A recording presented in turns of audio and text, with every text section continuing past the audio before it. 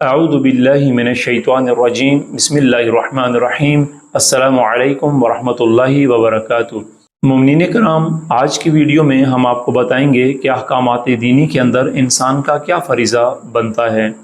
آیت اللہ العظمیٰ سید علی حسینی السیستانی حافظ اللہ تعالی کا فتویٰ ہے کہ احکامات دینی کے اندر انسان کو چاہیے کہ یا تو خود مجتہد بن جائے یا پھر کسی مجتہد کی تقلید کرے، یا پھر از راہ احتیاط اپنا فریضہ اس طریقے سے ادا کرے کہ اس کو یقین ہو جائے کہ اس نے اپنی شرعی ذمہ داری پوری کر دی ہے۔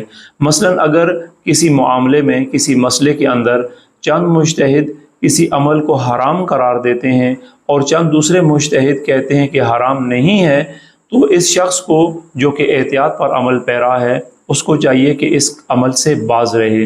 اور اسی طرح اگر بعض مجتہد کسی عمل کو واجب قرار دیتے ہیں اور بعض مجتہدین اس کو مستحب قرار دیتے ہیں، تو اس عمل کو چاہیے کہ یہ انسان بجا لائے۔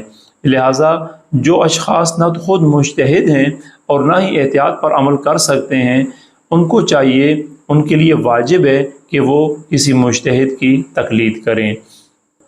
آج کی ویڈیو کے اندر ہم نے یہ سیکھا ہے کہ احکامات دینی کے اندر انسان کا فریضہ کیا بنتا ہے۔ انشاءاللہ اگلی ویڈیوز میں ہم مزید مسائل بتائیں گے۔ آپ سب سے گزارش ہے کہ ویڈیوز کو پورا دیکھیں اور ہمارے چینل کو لائک بھی کریں اور سبسکرائب بھی کریں، اور جو سوال آپ کو پیش آئے وہ آپ ہم سے پوچھ سکتے ہیں۔ والسلام علیکم ورحمۃ اللہ وبرکاتہ۔